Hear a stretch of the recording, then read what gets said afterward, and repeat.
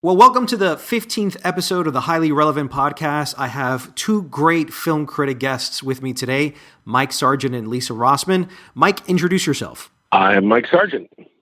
And Lisa Rosman, introduce yourself and tell us what you do. Okay. I'm Lisa. I do a weekly panel show for New York One called Talking Pictures, and I write about film and literature and feminism, so you'll have to deal with that, boys, for Signature Reads.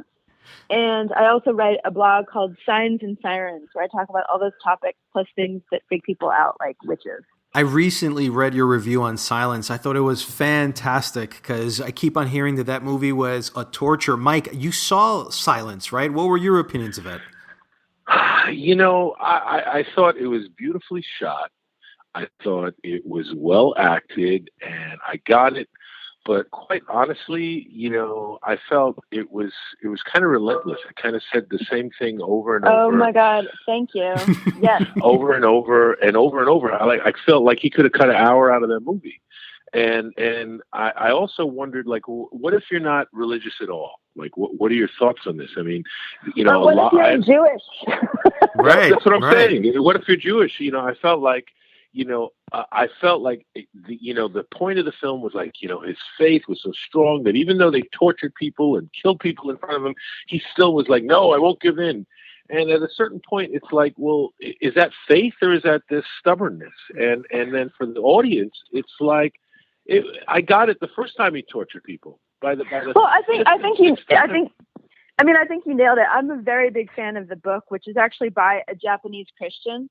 And I think the book is actually about the flexibility of faith. Ironically, it's about when does it not make sense to adjust your expression of faith in order to respect and acknowledge your environment. And I agree completely. And Scorsese had absolutely no ability to grasp that nuance. So the film is very one trick. Apparently Scorsese is calling us to yell at us about it. It's like, all right, I don't believe in that. So, you know, it's something else, Jack. I just want to say one more thing too, because what I got from the Liam Neeson character was that, in my opinion, you know, he had, I thought, you know, at least you're calling it flexibility in faith. And I said this to him in the interview that you saw, Jack, that I thought he made an act of love and not faith. Where he did out of love for those people, and not so much faith in God. You know, why not have faith that that's what you're supposed to do?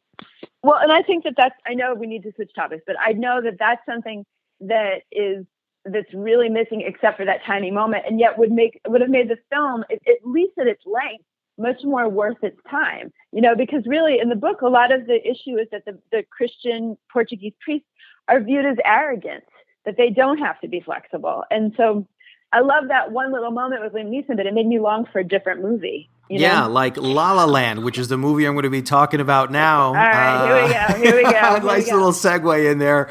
Nice. Look, guys, I'm going to talk to you about La La Land because I do feel it is the most singular film of this 2016 season. Mike, as opposed to the other 2016 season, sorry. Yes, you know, there's something about musicals, first of all. If you look at Chicago, the musical, it won Best Picture.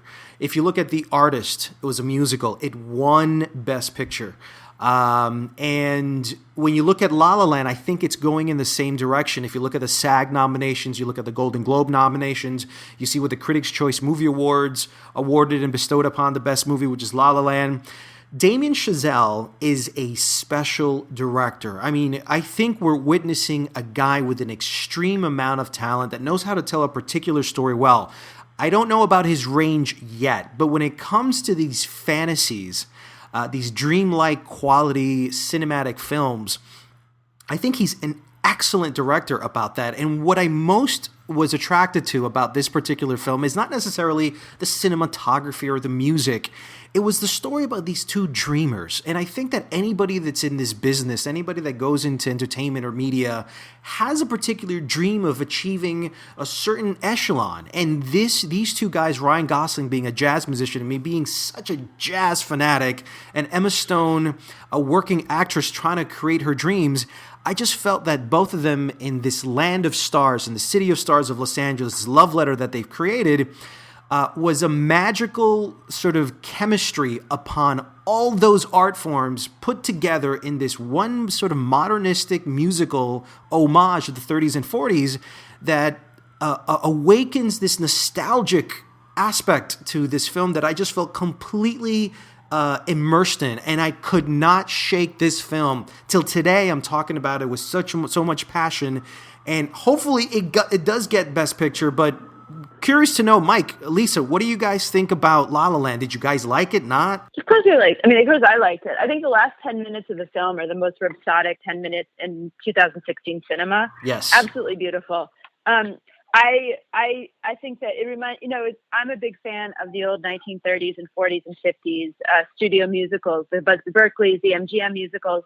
And I especially like the backstage musicals, which I really think are almost all the good movie musicals are musicals about musicals.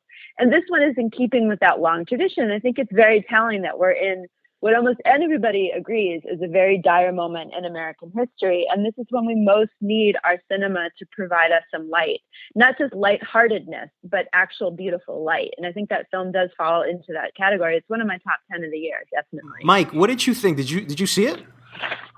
Yeah, no, I saw it. I liked the film quite a bit, actually. I didn't like it as much as I liked Whiplash. Really? What was it that did it turn you off at some point? See, I liked the film. I think, to me, the strongest thing about it was, that it worked. It's a film that on paper would be like, how could that work? I think it really worked. I think he pulled it off. I agree with you that I think he's one of the most interesting creative talents out there. I think that his love and passion for music in general, and definitely 30s and 40s musicals, because I enjoy those quite a bit myself. I like that. I really, really enjoyed the film. I thought it was a great film. I don't know Best Picture, but I really did like the film.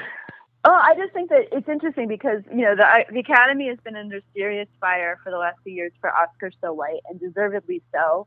We've had some years with really great films by and starring some amazing actors and artists of color. And I think this year Moonlight might actually win it, not just because it's one of the most extraordinary films I've seen in a long time, but because the Academy is on punishment and it knows it.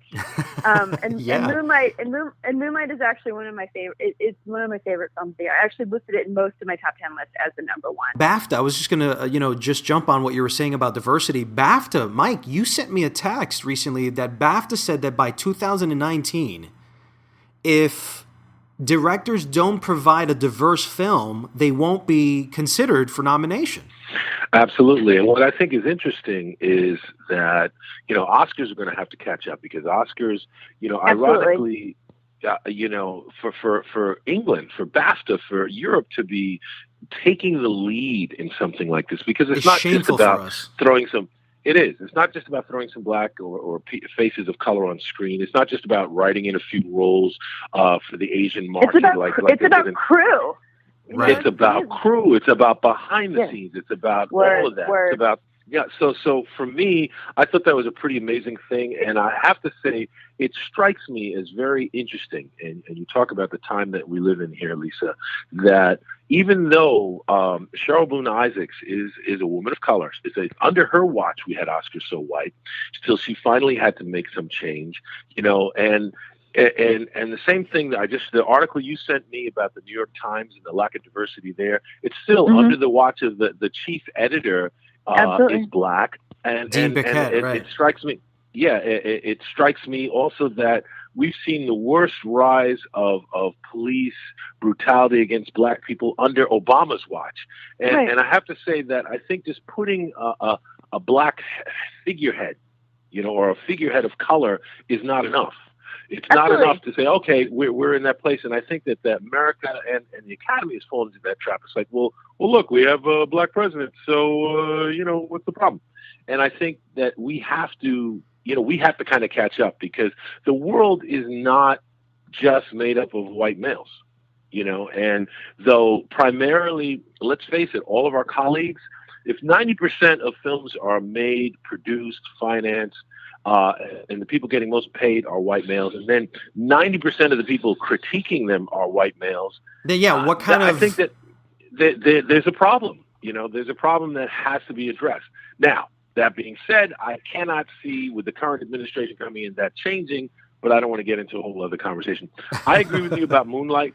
I also think that, we don't have to get into the issue with Nate Parker. I think that, the Academy needed, and I think Nate Parker's film and the acclaim it got at the Birth time of a Nation at Sundance, Birth of a Nation, the claim it got at the time at Sundance was somewhat in reaction to what was going on. I got to say that I have to say that Birth of a Nation is is a film that tells us more about critics than it tells us about anything else. You nailed it, Lisa.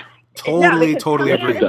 Because coming out of Sundance, that movie got nothing but accolade upon accolade upon praise, accolade. Absolutely. And then the minute that all this came out about the rape accusation, hypocrisy the suicide kicked in, connected to the rape accusation, basically every single one of those critics was like, by the way, the movie is a lot more conventional than it needed to be. It's a lot more trite. Absolutely. And the thing is that the truth of the truth is that I actually think it's a very fine film. Exactly. It's one of my top 10 films of the year.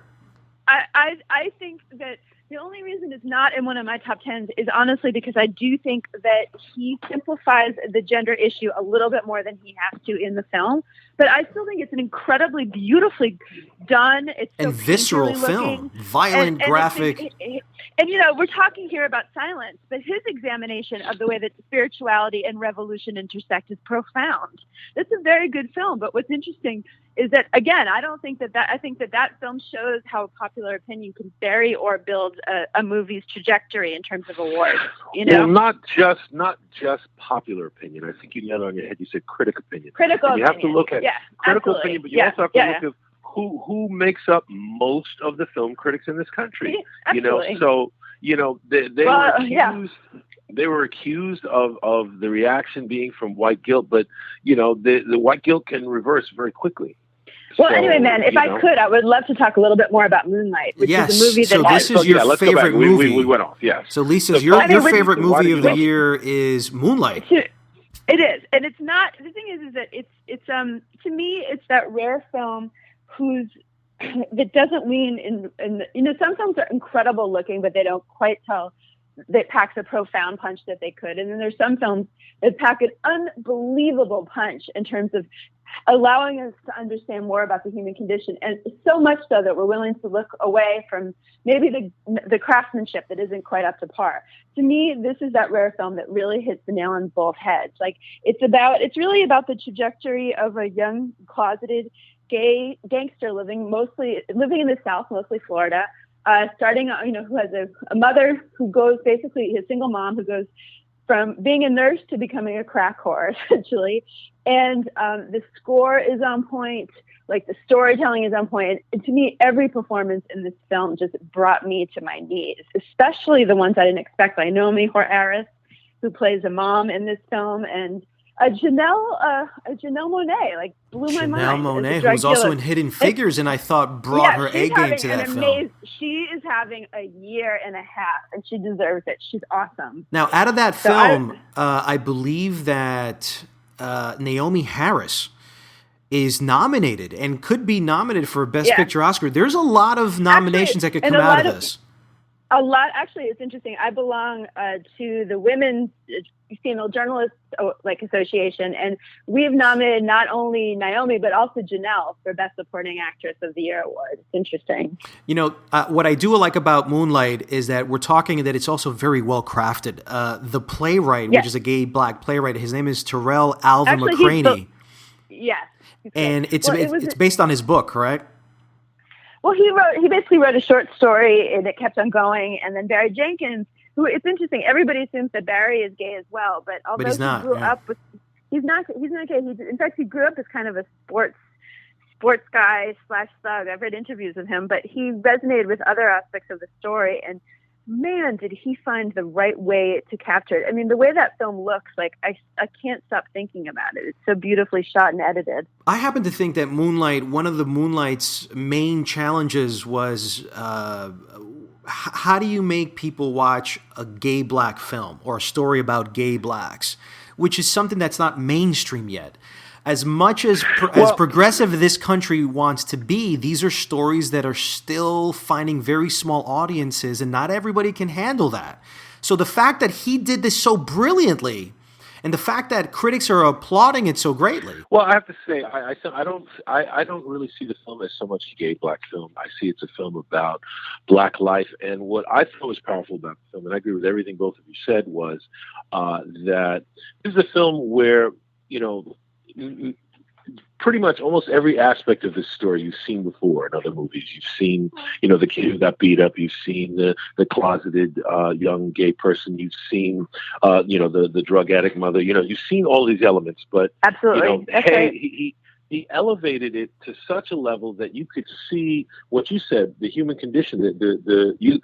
What the problem I have with a lot of movies, especially movies that are made by not people of color about Black or Latino life or inner city urban life, is they always show you the what, and it's sort of sensationalized, but they don't show you the why. They don't show you the why. And this is a movie, and I always use the example of the movie Monster. Monster is a great example of, I'll never be a white prostitute serial killer. Okay, but I understood why she was what she was, so I could sympathize with her. And I felt that this movie also, it's a movie that part of the beauty of it is what is not said on screen, what we just see in the characters' faces, what's told. That one scene that's so iconic.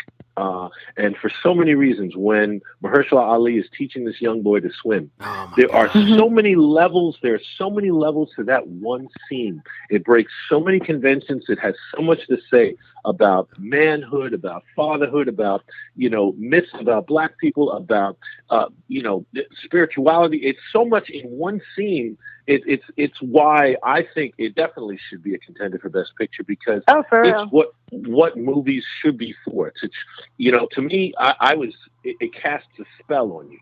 And you're just. It's been a great year for Black films. You have Loving, you have Kicks, you have Moonlight. I mean, this is one of exactly. Fences. There's so many of them. Kicks was very good. By the way, he already did say it, brother. Yeah, dude. I love what Kicks did to me was bring me to my childhood of the type of people I knew, the bullies that I had to deal with. It hit me so deep on a primal level, man, that I can't. It's hard to explain when you feel a movie as opposed to study the movie as an art form, and you feel it. It kind of just defies words of how to be able to describe those things. But this movie and Moonlight and the rest of this is a great year for films. I hope the Oscars really take into consideration these films and mention them in their top, best lists, hopefully. Mike, you have a movie. None of us know what it is. What is your favorite movie of the year? Well, it's hard for me to say what my favorite, but I'll pull from my top 10. Okay. And I have to say, I really, really liked Arrival. And I liked Arrival for a lot. That's Lisa's second favorite movie of the year. Okay. It's funny. Can I tell you something really funny? Is I know Mike and I are on, Mike and I do the show together pretty often, and I know him well enough to know that this morning when I was thinking about it, I was like, okay, I'm going to have to switch off of Arrival because I know Mike, and he's going to make Arrival one of his best. So I switched it. Well, again, you said something. You said something about Moonlight that I feel the same way about Arrival, in that, what science fiction does is it says something about the human condition. That's right. It tells us more of who we are. And the thing that science fiction and comedy can do more than any other genre is that it can talk about the human condition without it being didactic, without it hitting you over the head, without you realizing what it's telling you. And Arrival is one of those movies that says so much. It says things about communication. It says things about, fear, what we're afraid of. And perception of time. And perception of time. And it outdoes, it's to me, it's really like a giant Twilight Zone episode. And it outdoes, or it really does what M. Night Shyamalan has been trying to do ever since The Sixth Sense, where we see something, and it all comes together at the end, and it's not forced. It's not a trick.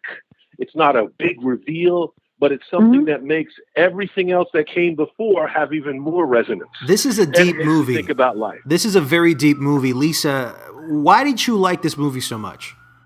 Well, I mean, a lot of what Mike is saying, but I also think that, I'm a huge fan of this director whose name is actually escaping me because it's Dennis Villeneuve. He's the French director. He did Sicario. He did Prisoners. Yeah. Well, and he's doing the new Blade Runner that we just. That's right. Yes, the film I most love by him is this film called Incendies, and what I think he does in all of his films is he looks at. I mean, most of his films are usually multilingual, and I think he looks at language itself and how it does and does not serve us, like what we can and cannot communicate if we're not being honest with ourselves and with our hearts. And I feel like it's no mistake that he was drawn to a story about a linguist trying to deal with a group of beings that it's not only that they can't communicate with each other, it's that they don't know if they even have the same concepts with which to communicate. And to me, that is absolutely fascinating. The idea that really the only thing that's true isn't time, isn't language, but is actually love. Like when we fail each other, when we connect with each other. It's just, to me, one of the most fascinating ways to tell a story I have seen in years. One great thing about this film is, and it should be noted, is that the director of photography is Bradford Young, who's an African-American. Yeah. You rarely see DPs that are of color in Hollywood. And it just adds to why you should love this movie. It's done by real great talent. The movie's really, for me, it's really about the ending. It ties to, like Mike Sargeant was saying, it ties all the crescendos really lead up to this one ending. And by the way, it's not a simple movie to figure out. I had to go back and watch this movie again. I had to read some of the forums just kind of understand where people were taking it, because it's ambiguous. But at the end of the day, what you really do feel from the film is what you said, Lisa. There's a love there that you don't necessarily get at the beginning, but at the end, it's clear. I absolutely love that this film poked at every assumption that we make about narrative and about sort of what is real time, basically. The movie isn't just about language, it's about time. Amy Adams is fantastic. She's having an interesting year because she's also in Nocturnal Animals, which is a film I really enjoyed her there. You didn't like it? I hate Nocturnal Animals. No, it's a terrible movie, but I think she's very good in it. I so liked it. The movie is all about surfaces. It's a superficial movie that's trying to be deep about superficiality, and it's a total mess. But she's great in it, I have to say. She's having a good year. Listen, 5 Oscar nominations. This looks like it'll be 6 Oscar nominations. I kind of hope she either gets it for Arrival or for Nocturnal. Well, I don't think she's going to be nominated for Nocturnal. She won't get it for anything. I think this is Annette Bening's year, honestly. I think it's Natalie Portman's year. I agree. I agree. I think it's Annette Bening's year, too. You think so? You think 20th Century Women was the best performance that You're totally missing the point of the Oscars. The Oscars isn't about performance. The Oscars is like, whether or not they admit it, it's really about the culmination of a person's career. Like if it's supporting actor, they're trying to encourage. Absolutely. And Absolutely. The best actor, if that were the case, Lisa, then Warren Beatty's Rules Don't Apply would probably get nominated for Best Picture, Best Director, so they could give it to him. He's had his time. He's had his time. Exactly. He's had his moment. Basically, everybody and their brothers like, Warren, why did you bother? Exactly. He's had his time. As a matter of fact, the best example I can to underscore what Lisa's saying is, who's going to say that Al Pacino's best performance was in Scent of a Woman? I mean, for real. Are you kidding me? Hello. Like, or Martin Scorsese's The Departed. I get it. Okay, well, with that said, Mike, Lisa, thank you so much for coming on the podcast. Our time is up. If you haven't been to the theaters and you haven't seen Moonlight and you haven't seen La La Land and you haven't seen Arrival, these are 3 of the movies that we have suggested here. You go run and see, because I do think they're going to be nominated for Best Picture of the Year. They're going to probably be nominated in several other categories. Agreed. And I think it's some of the best stuff that anyone can see this year, 2016. So go run to the theater, check them out before the Oscar nominations come out sometime in January. Thank you, guys. Happy holidays. Happy holidays. If I don't see you guys, Happy New Year, too. Take it easy, guys.